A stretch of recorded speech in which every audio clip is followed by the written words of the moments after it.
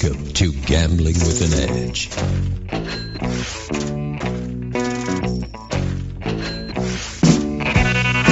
now, here are Bob and Richard. Good afternoon. Welcome to Gambling with an Edge. I'm Bob Dancer. And I'm Richard Munchkin. Our guest today is value seeker Jimmy Jazz. Jimmy looks for bargains in a variety of places that are applicable to gamblers and others. Jimmy Jazz, welcome to Gambling with an Edge. Thanks. Always good to be here.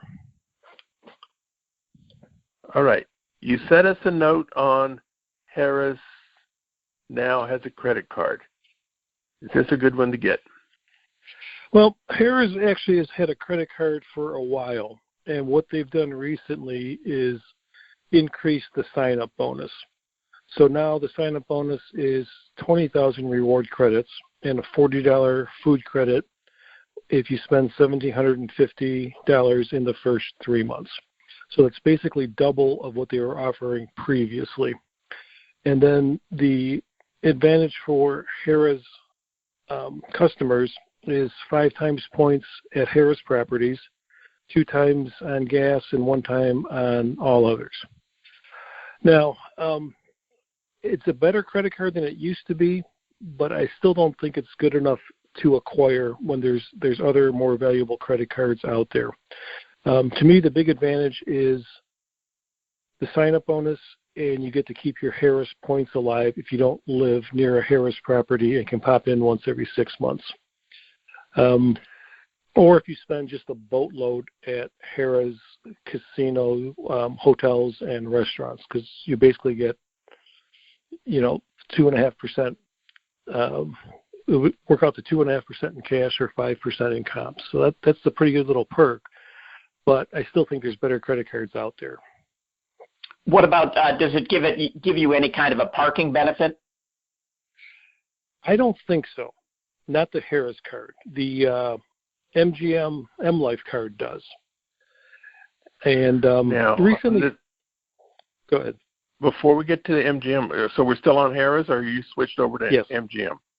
Nope, we can stay on Harris. The 5 times points is only on money spent, or is that on points played? Money spent.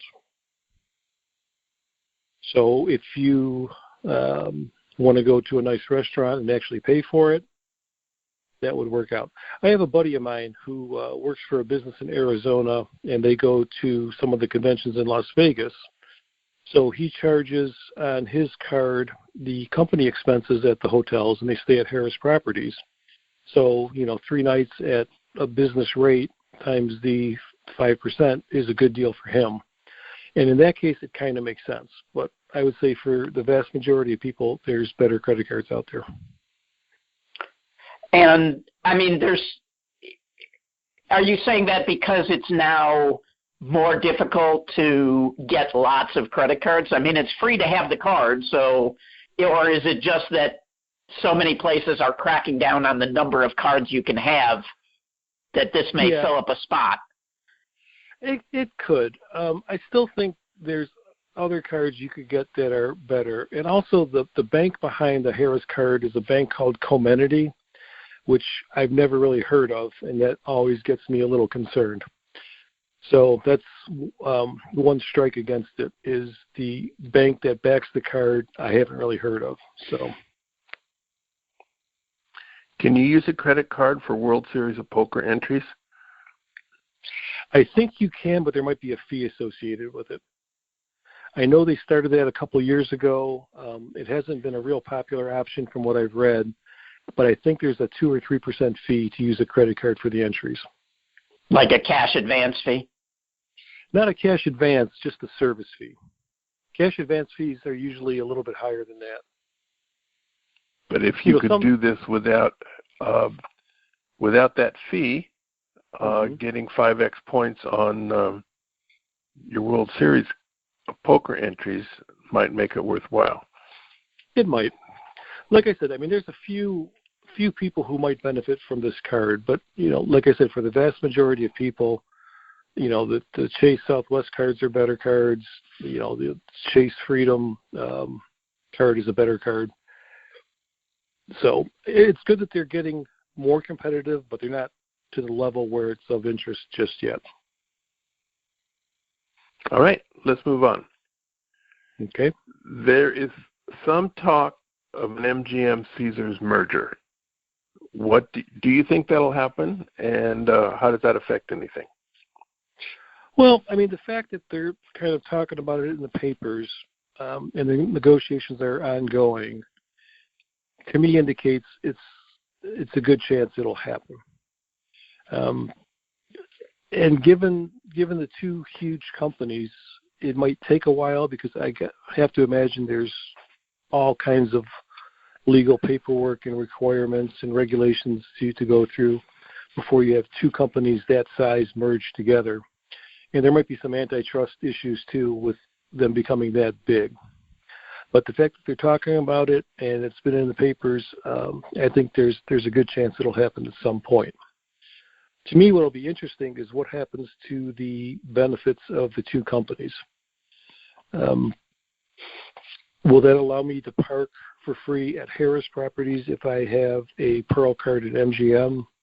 Or will I get the equivalent to a Diamond card at MGM properties from my Harris Diamond card? That's the kind of things I'd be interested in finding out. And I'm not sure how all that will work out. And, given how the other thing, I would also think that if they merge, they would have to divest some of the casinos in Las Vegas. I don't know that they can own that many of the casinos on the Strip as one company. So, if they get sold off, some of those, that could be a good thing for players. Right. And I'm not sure the regulations say you can't have so much of the market in a given location or not. I don't know how that works. But Harris has 40 properties throughout the world. MGM probably has 30. So Las Vegas is a significant portion, but it's not the overwhelming portion that used to be. Yeah, but they each own about 40% of the Strip properties, and Vegas is such a major gambling hub. It will definitely be in the conversation. Yeah, like I said, there's a ton of stuff to work out before that'll happen, but it's worth at least thinking about. Yeah, and then there's the issue of this would affect me. I'm currently welcome to play it at Harrah's, and MGM not so much. So how does that all work out? I assume it means I'm welcome to play nowhere, but I don't know that that's true. And I know a bunch of people in the reverse situation who aren't welcome at Harris properties. So it'll be interesting. Yeah, I would be lack of competition of the two biggest casino companies probably in the world would certainly not be good for players. No, all probably right. not. Groupon Select, what's that all about? I think Groupon Select is trying to compete with like Amazon Prime. So it's another feature that saves you some money. And the way it works is it's cost you $5 a month to join, and they're running a promo where your first month is free. And what that fee gets you is 25% off Groupon local offers, 10% off Groupon travel offers, and free shipping on Groupon goods. So the break-even point for the 6-month trial is if you spend $100 on Groupon local offers in 6 months, you'll break even. So we're doing our 20th anniversary Hawaii trip in a couple weeks, and we need to park at the airport in Detroit. So parking is usually between $8 and $11 a day, and you can usually get $1 off or so. So it'll be $9 or $10 to park, and it's going to be 10 days, so that's $90 or $100. So there was a Groupon through a company called Valley Connections that has 10 days of parking for $55. So that's a pretty good deal. And then my wife, Haley, runs her usual deals with Mr. Rebates, which is a rebating company. We purchased the Groupon gift cards from Kroger, where we get basically 20% off on gas. So that helps out a lot. And then with this Groupon Select, that'll save us another $13.75. So instead of $55, which is a very good deal, it's going to cost us about $27, which is an even better deal. I also took a look at the Las Vegas market and picked two examples. So there's currently a Groupon for the Caesar's Bacchanal Brunch that includes 2 drinks and a line pass, and the list price is $194, which sounds a little bit high for that, but that's okay. The Groupon price is $88, and if you use the Groupon Select, you'll save $22 off of that. So $66 for 2 Caesar's Bacchanal brunches with drinks is a pretty good deal. Another one was the Envy Steakhouse dinner for 2 with drinks. They listed it at $199. The Groupon is $115, and the Groupon Select will save you another $29, which makes it $86 for 2 for dinner and drinks, which is a pretty good deal. So if you're a Groupon person already, to me this makes a lot of sense. Spending $100 in Groupon offers in 6 months is very, very, very easy to do. And anything after that, you will be saving some money on the deal. I haven't used Groupon Travel or Groupon Goods, so that could be even a more lucrative offer. All right. The next Groupon thing I use will be my first one. Let me know, and I'll send you a referral.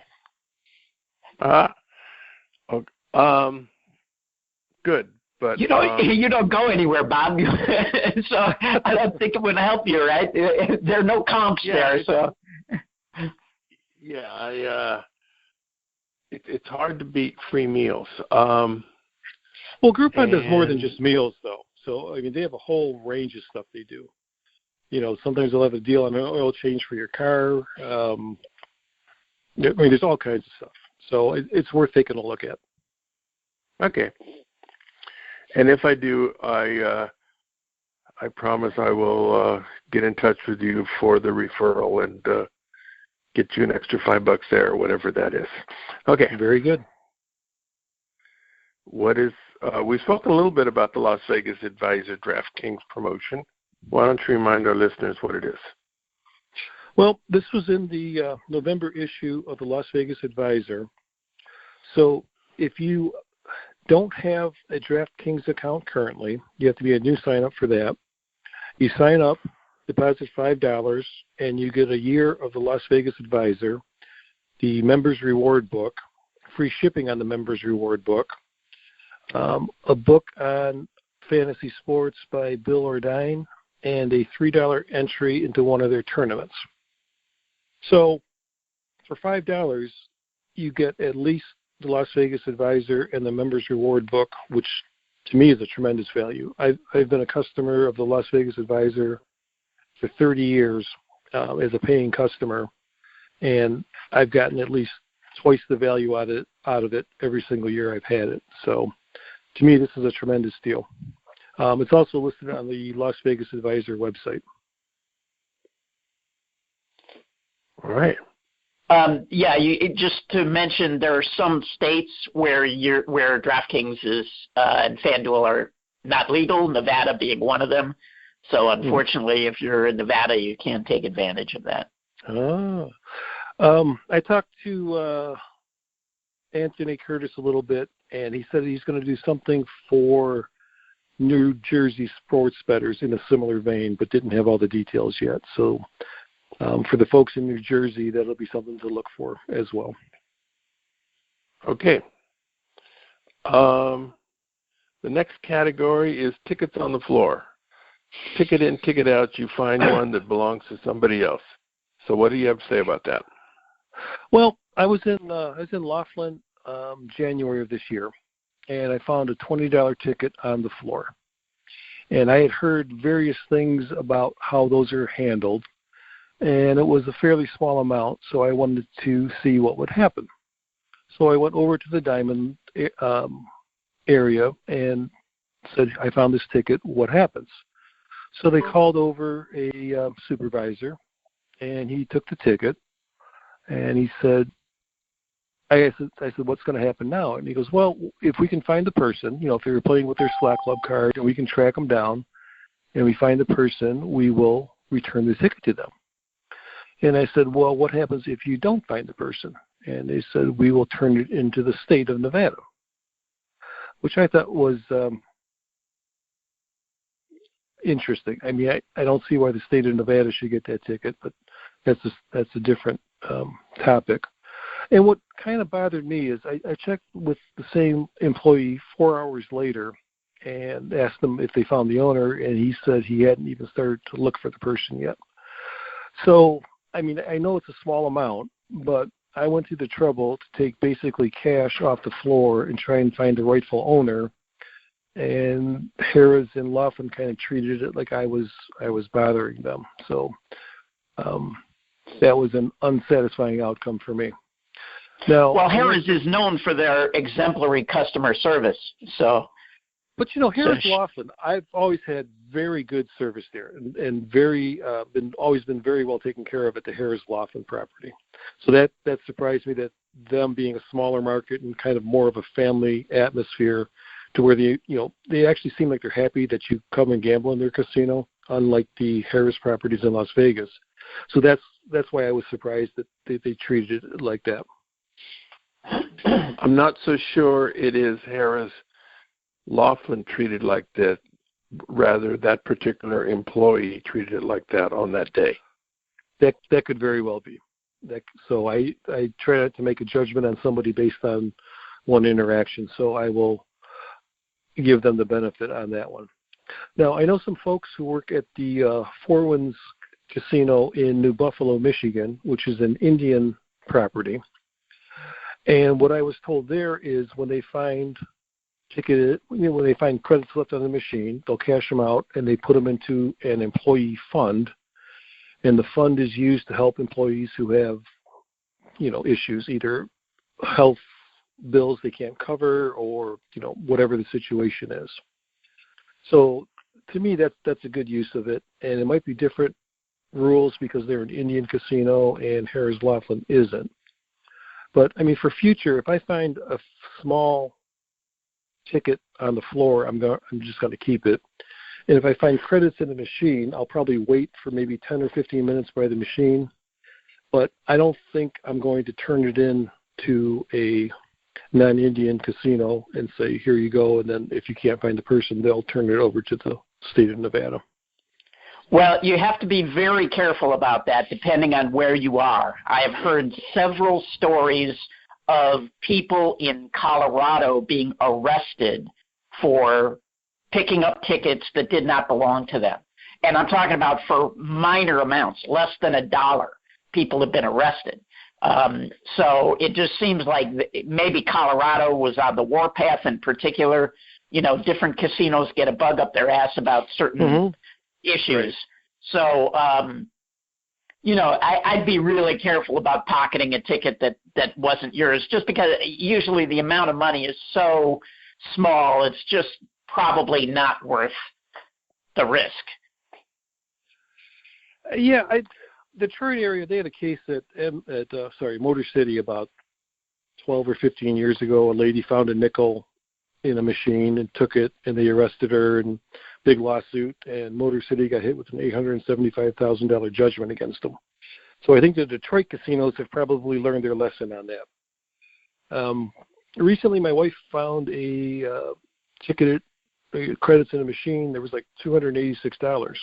So she sat there for a while and waited, and nobody showed up, and we decided that was a gift and went on our way.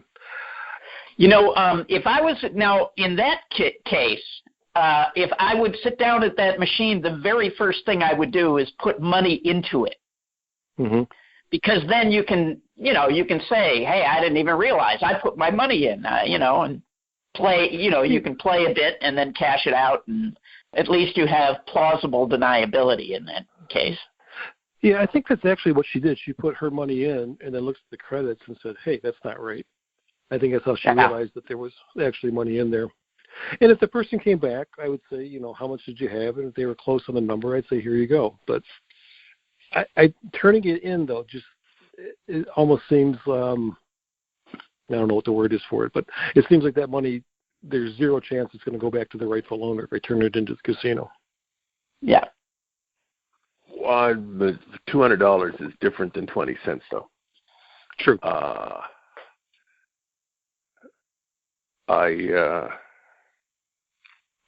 just don't want to follow up on that one, but I see a lot of abandoned tickets of less than a nickel. You'll see a ticket for 3 cents, and just left intentionally.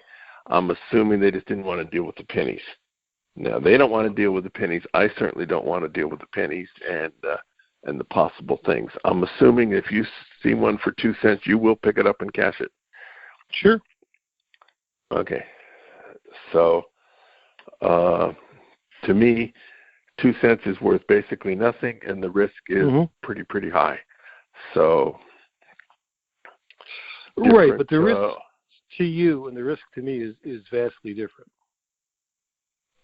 There's valid point. Yeah. So, I mean, I seriously doubt, especially in the Detroit area, after that huge lawsuit, if I find a quarter in the machine and I cash it out, anybody's going to say anything. I think I could do that right in front of an employee and they wouldn't say anything. Because I think they realize it's not worth the trouble. Yeah, Michigan may be a different situation than other markets. And I've never actually seen the actual law that says picking that up is illegal. I'll have to do a little research on that one. It'd be interesting to see exactly what the statute says. Well, and the statute may be different in different states. Right. Right. All right. We're talking to Jimmy Jazz. We're going to take a brief break for some commercials, and we'll be back. The SouthPoint has more than 10,000 games, returning more than 99%. This is more than anyone else has.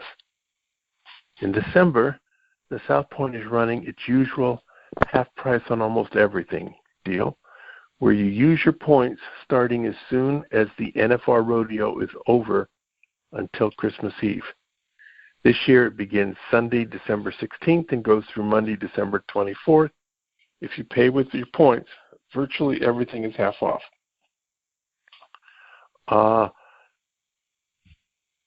Especially good things would be New Year's Eve tickets. And if you're someone who really enjoys the gourmet food at Michael's and finds it too expensive for your taste, on half off, it's quite a bit of a better deal. Christmas Day, December 25th, there'll be double points for video poker. Players, penny slots get 10 times points, and all other slots get 5 times. Keep in mind that at SouthPoint, the basic points are 0.30, so double points here is equivalent to 6 times points at many other casinos. The new semester free video poker classes begins Tuesday, January 8th of next year. At videopoker.com, it's the best place to play lots of games. If you sign up for the gold membership, $8.95 a month or $79.95 a year, this allows you to get correction on most of the games. The game of the week is 100 Play with Quick Quads. Quick Quads is a 6-coin per line game where you get quick quads, which are 3 of a kind accompanied by the other 2 cards that add up to the rank of the trips, such as 99954 or 4443 ace or 44422. In my opinion, Quick Quads is much more fun to play than regular video poker. I've not seen the 100 Play version in any decent pay schedule, but when I find it, I'll definitely sit down and play. In week 6 of next year's video poker semester, that's actually not true. Never mind. That was last year's semester that is still undeleted from my notes, and now it's deleted. There will be one quick quads game taught in the in next semester. Every quick quad games is different, but they do have a lot of similarities from game to game. All right, we're now going back to Jimmy Jazz. Toll roads and transponders update. So you've had your trouble with these things in the past. What's happened recently?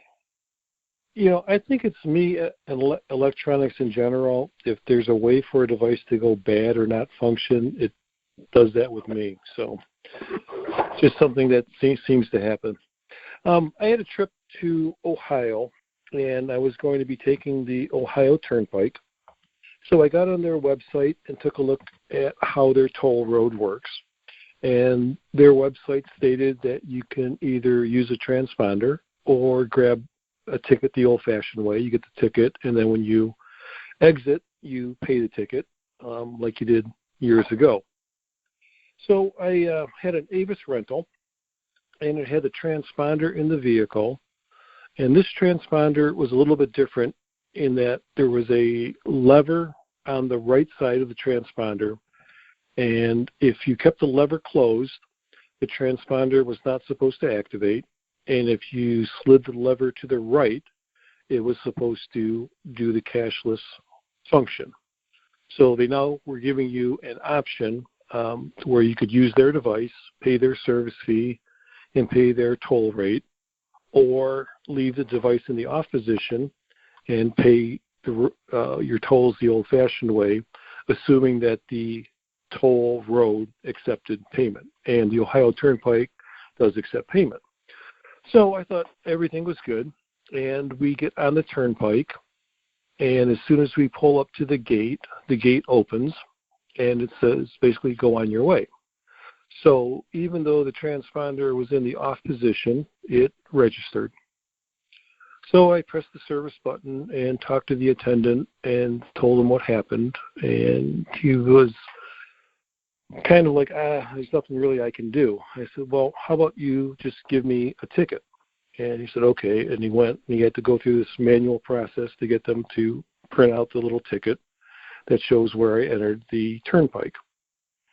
So I go on my way, and when we exit, the transponder registers again, and I press the service button, and the lady comes out, and I tell her what happens, and again, she's kind of like, there's really nothing I can do. So I said, I'll tell you what, why don't I pay you, and you write me a hand receipt, and then I'll negotiate with the third-party Avis company that handles tolls. So she said, okay, and I got the ticket and paid her the money and went on my way. So we did our activities the next day, and then I looked at the literature for the transponder and the information in the vehicle, and everything we did was correct, and it shouldn't have registered that there was a transponder because it was in the off position. All right, so then we go on our way home, enter the toll booth, and lo and behold, it spits out a ticket because it didn't read the transponder. So now I have my hard copy ticket. I go on my way. When I exit the Turnpike, it reads the transponder. So again, hit the service button, talk to the lady, and this lady was pretty much saying, there's nothing I can do. And I said, well, let me pay you. And she goes, no, I can't accept your money. And I said, well, at least let me keep a copy of the hard ticket I had. She goes, no, I need to take that. I didn't quite understand why, but I said, tell you what, I will take a picture of the ticket. So I took a picture of the ticket. It registered to the toll company, and I went on my way. So I called the Avis eTolls customer service number, and they had a feature where if there isn't a customer service rep available, they'll call you back. So 3 hours later, they called me back. We go through the whole story, and she tells me, okay, obviously it malfunctioned. That wasn't your fault. You'll get billed within 6 weeks, and when you do, provide all the information back to us at this email address, and we'll take care of it all. So I said, all right. So about a week, maybe 10 days later, I get the charge on my credit card. I call the Avis folks back, tell them what happened, tell them to reference the original call. And they said, okay, send me a copy of everything and we'll take care of it. So that was 2 weeks ago, and I emailed them again a week ago, and I emailed them again 2 days ago, and no response yet. So I went through the trouble to dispute the charge with my credit card company this morning, and we'll see what happens. So basically, they have a device that doesn't work or doesn't work how it's supposed to. There's no option not to use their device if you rent their vehicle. It's auto-billed to your credit card, and the process to get their defective device fixed is a royal pain. So, does every single Avis car have that device, or can you request a car that doesn't have one? You know, I don't know that. I had another rental from a different car company that didn't have a device on it. So I don't know if it's by car company or part of the fleet or what, but that's something worth looking into. But in this case with Avis, it doesn't work well. And, you know, from talking to the toll booth attendants, they were like, yeah, this happens all the time, where the device is in the off position and it reads anyway. So Avis has a known problem, and they're not really addressing it very well. How much difference is it if you just use their transponder? Well, they charge you a $4 a day service fee, and that's every day you rent the vehicle, whether you use a toll road or not. Plus, you pay the cash rate. You pay basically the most expensive toll rate. And because on the way coming home, because I had the hard ticket originally, and I read the transponder as I exited, it didn't see the transponder read when I entered, so it charged me the highest rate available, even though that was more than what I actually had. Right, yeah. Yeah, so, you know, as an engineer, if you're going to put a device in a car and make me take it, and it doesn't work, and your process is auto-billed, you've got a problem, and you should be fixing it. And if I get ambitious, I might take it up with the Attorney General and say, you know, this just isn't right how they're doing it. And I'm sure a lot of people have the same issue, and I'm sure Avis is making a boatload of cash off of this. Right. And there's no penalty to them. It's just bad service, but who cares, right? And then they can just, you know, spin it off. Yeah, it's this third-party company. So basically they disavow any knowledge almost and say, you know, deal with this other company. So you got two companies to deal with, and actually three with a toll company. So they make it an endurance test to get it corrected. Right, which most people are just going to let it slide and eat the cost. Yeah, right. That sucks. Yeah, but that's I would. If I had a 3-day rental and it's going to cost me $20 extra, and I wouldn't have to wait on the phone for 45 minutes and fight and argue with the stuff, I would pay the $20 and be done with it. It's I understand, you know, fighting for everything, and I also understand the idea of don't sweat the small stuff. So at this point in my life, I'm more of a don't sweat the small stuff guy. I have been in a I'm going to fight everything position at different times in my life. So right, and if it was only $20 out of my pocket, it never happened to anybody else, I probably wouldn't bother. But I imagine this has probably happened to a whole lot of people. And I don't want to encourage Avis to basically gouge you with no penalty for that. So a little bit of civic duty, a little bit of, yeah. It's always good when somebody's willing to take one for the team. That's good. All right. So let's go on to Alamo instead of Avis. What's the situation at Alamo? Let's see. Actually, we skipped one. There's the budget car rental. Okay. Item number. Yeah, let's talk about that one real quick. Okay. And this will maybe help some folks out as well. I grabbed a vehicle at budget, Raleigh-Durham Airport, And then when I return the vehicle, usually they just scan you in right there in the parking lot, and you go on your merry way. Well, this guy's scanning, and he says, I can't finish the transaction. You'll have to go inside. So, all right. So he gives me a little slip of paper on it, and the slip of paper says excess mileage. Well, that's strange. So I go inside, and there's, 26 people in line, and it's had to be 95 degrees in there. And this is from a golf trip, so I got my golf bag and a suitcase and a backpack. And it was just really unpleasant. But while I'm waiting in line, I'm looking at my rental contract.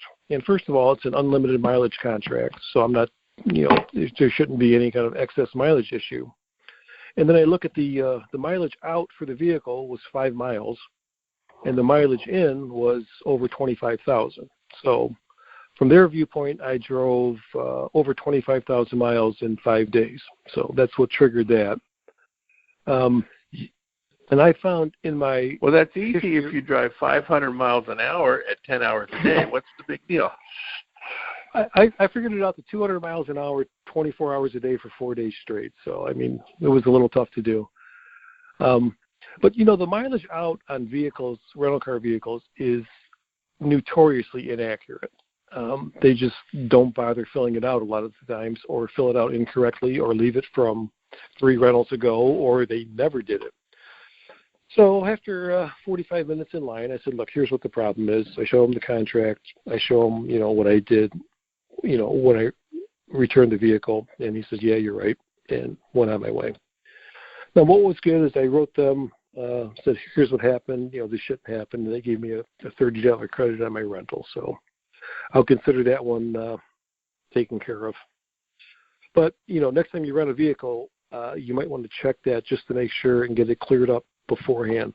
Because fortunately, I had a lot of time. Our last round of golf got rained out, so I had like 3 hours till my flight.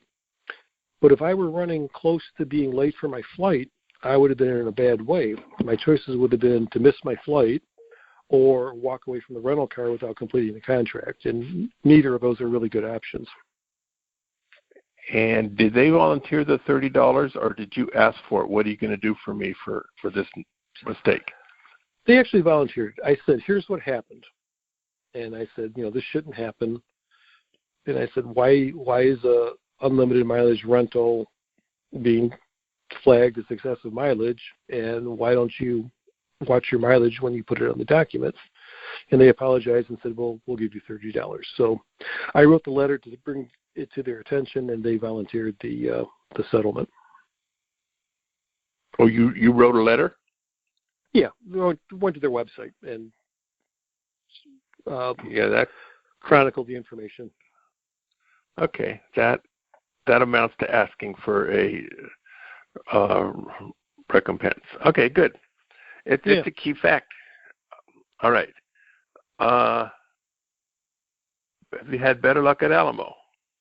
Yeah, the Alamo one, another rental, and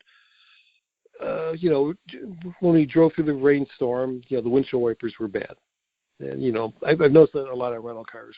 So when I checked the vehicle in, the guy says, how's your rental? And I said, yeah, the car was okay, but the windshield wipers didn't work very well. He says, oh, I'm sorry to hear that. And he finishes writing the receipt, and he says, I'm going to take a few bucks off your rental.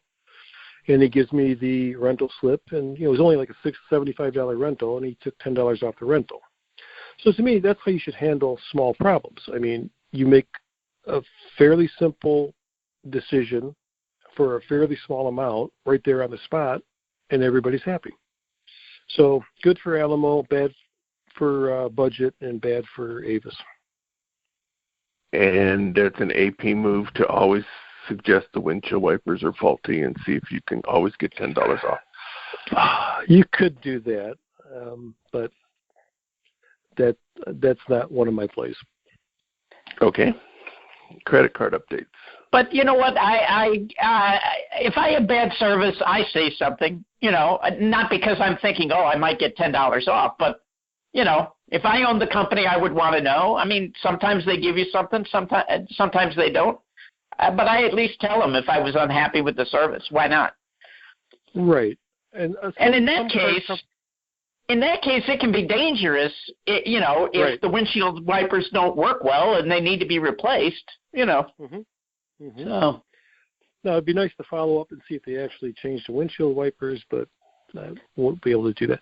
Some companies treat you like they actually care what you think about their service, and some companies don't. So I try and give them the opportunity to make something right, and if they don't, I'll note it, and that'll affect my future buying decisions. yeah. Yep. Okay, there's a couple of credit card things on your list, but also a couple of gambling ones. Let's go to the gambling ones and see how our time goes. Let's start with the Red Rock promotion. What was that all about? Yeah, we got a flyer in the mail, so I'm not sure if this is open to everybody or not, but Red Rock's done this the last couple years. So the promotion's now through December 27th, and your first 25,000 points gets you a bonus $100 in free play. Your next 25,000 gets you $200 in free play. Your next 25,000 gets you $300 in free play, and the next 25,000 gets you $400 in free play. So if you run 100,000 through, you get $1,000 in free play. So on the less than 100% games at Red Rock, the cashback is 0.1, but they run their triple points every day, so that's really 0.3. And I know they have not so uglies in not so ugly deuces in quarter through dollar. So that plus the cashback is pretty much break even, and the free play is your bonus. So a 1% play at video poker is a pretty good play these days. They also have double points days, and 100,000 coin in a day should get you a free cruise as well. Well, at my level, though, 100,000 through a day on quarters was pretty much impossible. Well, yeah. Yeah. And if you do dollars, what would that be? It's a lot of hands. 20,000 hands? That's doable. So that might be worth looking at. Are there two of you doing it? Yeah. So I figured about. But see, we don't need to do it in a day unless we're interested in the cruise that Richard just mentioned. The promotion goes till December 27th. And is this only at Red Rock or at all stations? The flyer we got said Red Rock. So I think this is a Red Rock only promotion. And if you play the positive video poker games, you have to run 12 times as much through to get the bonuses based on the way the points work. Yeah, you don't want to do it on the positive games. Because the other thing is you put 100,000 coins through, you're going to get some good mail. Mm-hmm. Right, and we like the Red Rock Casino. I mean, I think it's a nice casino. I like the area, nice poker room, wide open. We enjoy playing there. So we're debating whether to squeeze in one last Southwest Companion Fair trip before the end of the year to do this. But an extra $1,000 EV might be sufficient to get you over the hump. It might. We're in the negotiation stages, but we're going to Hawaii and we'll be gone for 10 days in December. So coming back from that and then taking another trip before the end of the year might be a little too much. We'll see. But I don't know. I don't know if it's open to for locals or not, or you need the mailer or not. But it might be something you're interested in. Dollar not so ugly, and extra 1%. Oh, I'm quite positive that that offer is not open to me. Okay. There's no doubt in my mind about that. Okay. So you sent me a copy of this, or at least one page of it. Mm-hmm. And when I read it, I did not see that things were cumulative, in that you got the 100 plus the 200 plus the 300 plus the 400. It looked like it was a straight 0.4%. But if you know from experience that it's a cumulative, that's a 1% offer. Right, and the way it's phrased. It says, earn this and get this and get this and get this. And then at the very small print in the bottom, it says free slot play is cumulative. Earn up to $1,000 for slot play. Oh, yeah. Good. I do see the real small print at the bottom, but I haven't made my computer screen big enough to look at it. So reading the fine print's important. Yes. So to me, that's a pretty good play. It is. What about Hollywood Toledo? Yeah, that was an interesting one. We took a trip there. I forget where we were going, but we stopped in to see what was going on. And they had a promotion. It was on Thursdays in October and November. And every Thursday, if you brought in non-perishable food, I think you got at least $5 in free play, and there might have been a spin for more. And the people who got the most donated on each Thursday, there was a spin for, I think, $100 and a maximum of $500. And then on the 29th of November, whoever brings in the most throughout the whole promotion gets $5,000 in free play. So the wheel started turning. I was thinking about it, and Toledo's not a huge market, and we were there, I think, either the third or fourth Thursday in October, and at that time, a total of 11,000 pounds of food had been donated in those 4 days. So that's not a huge amount. And I looked at their history, and the previous year they ran this promotion, and it was 8,000 pounds of food total was donated. So that's a pretty small amount. So I talked to a couple people I know, and we did a little planning and looked at some prices of various non-perishable foods.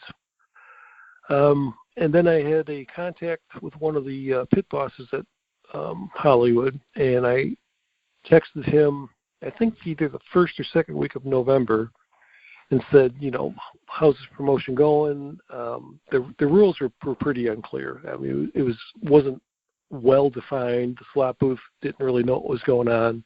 They told me to go talk to the security guard, which made no sense to me. But so I talked to this gentleman who was a pit boss there, and he says, yeah, you can bring in large amounts. They'll handle them no problem.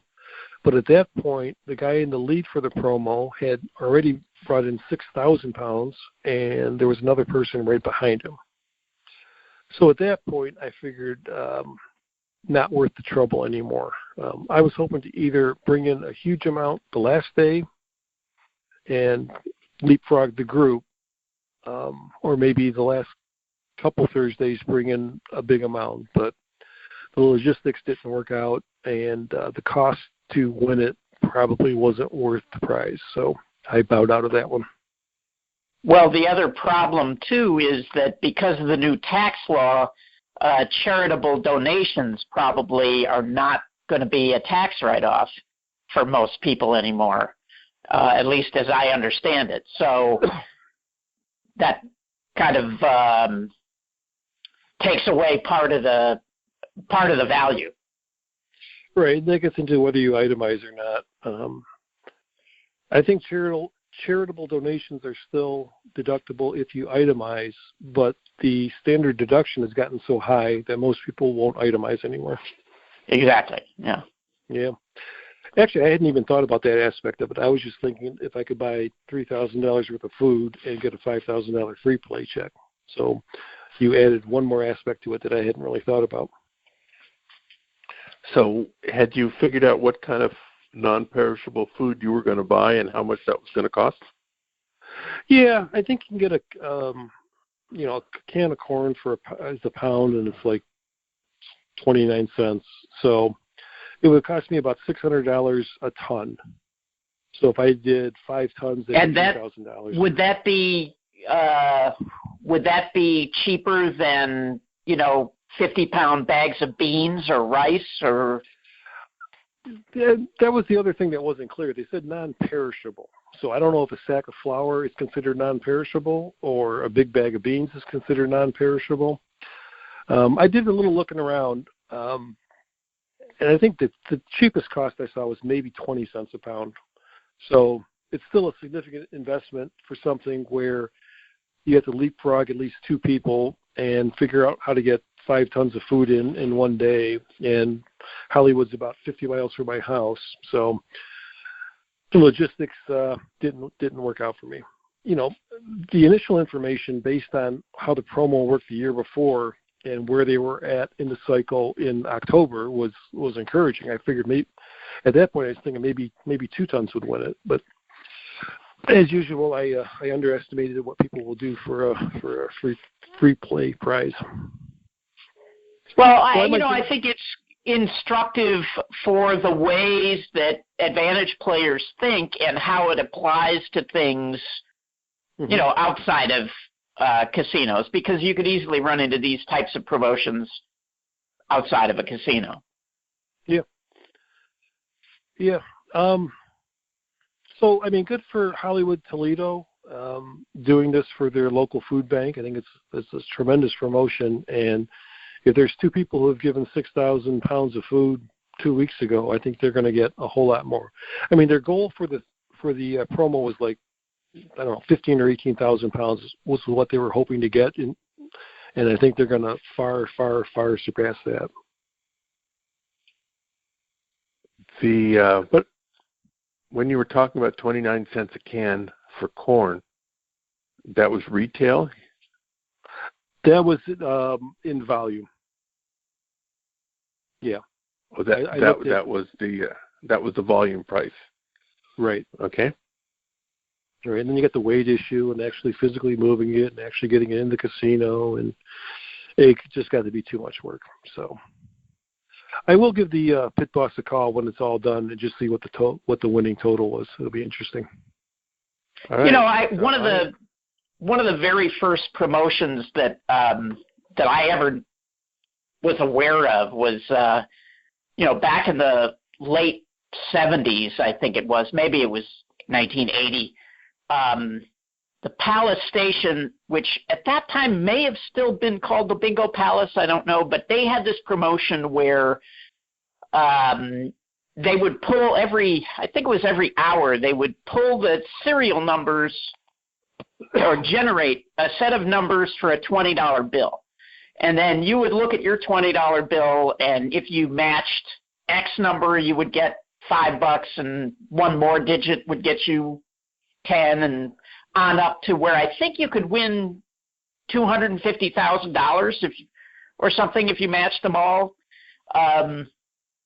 So one of my teammates went and got $250,000 worth of $20 bills, and at that time, computers, people didn't have computers, but he had one, and they organized all the bills and they had them in shoe boxes, and every hour they had runners who would go down. And so it's same kind of thinking about how to take advantage of a promotion. In this case, obviously it was worth a lot more money. Well, I'm looking at a $20 bill, and there's 2, 4, 6, 8, 10, 11 digits, and 3 of them are letters. So you're looking at if they do it random, there's over 1 billion combinations. Right, but remember, if you matched, say, 4 digits, you were getting $5 or whatever. So, I mean, they had dozens of winners every hour. So this guy walked into a casino with $250,000 cash in shoeboxes? No. He got a room in the hotel, and they had a computer and a modem, the old kind of modem where you actually put the telephone receiver in the little box, and had it connected, I think, to a computer at UNLV. And so a runner, when they pulled the numbers, the runner would come up and say, here are the numbers. They would put it into the computer, and the computer would then say, Bill's number 642, 769, et cetera. They would pull they got to the point where they did not pull any of the $5 winners because they started getting heat that they had too many of those. But yeah, and I think you had, a certain number of minutes to get down there and turn it in. Maybe it was an hour. But yeah. Well, that was back in the old days when you could go to a bank and order $250,000 worth of $20 bills. Yeah. All right. Let's now go back to the credit cards. We still have some time left. What do you have to say about credit cards? I guess just a couple general statements. One is more and more credit card companies are looking at how many credit cards you have opened in recent history to make a decision on whether to approve you or not. I mean, it used to be once you had your FICO score, if it was good enough, you were in and that was it. But that is no longer the case. So you need to do a little more planning and not just, grab an offer because, it's worth a couple $100 because it might keep you from getting a more lucrative offer down the road. And also, I found out the hard way that credit utilization per card is important. So I got a Wells Fargo card with a 0% APR for 18 months because we were doing some home repairs. And for some reason, they only gave me an $8,000 credit limit, even though, FICO score was 845 and income was plenty and no debt and everything else. But that's all the money they would give me. So I promptly charged $7,500 on it because I'm not paying any interest on it. And that caused my credit score to take about a 30-point hit. And as I'm paying down every month, it's going up a little bit. But even though I probably have $250,000 in credit across all the credit cards I have, I'm using 80% or 90% of utilization on this one credit card, and that's affecting the overall credit score. And what is the threshold? I think 30% is the number that they talk about. So you want to keep your utilization below 30%. And if you were to pay off the entire $7,500, would it bounce back up or would it slowly go back up? I think it would bounce back up probably within a month or so. Huh. And now that you've been paying on that card, can you now call them and ask them to raise the limit? I've done that twice, and they've turned me down both times. Oh, wow. Yeah. So also, when you were saying you don't want to take a couple of $100 because, you might miss a better, planning to get the better, what are the best ones to go after currently?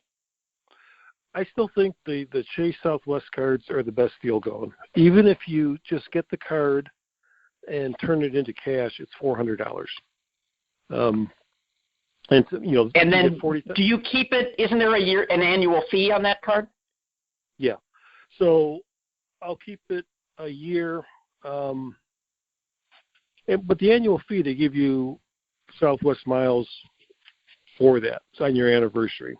So you basically pay the first year, and then the second year, I think the card that's $99 annual fee, they give you 6,000 Southwest miles. And to me, Southwest miles are worth 1.8 based on, how I fly. So basically that annual fee is offset by the miles they give you.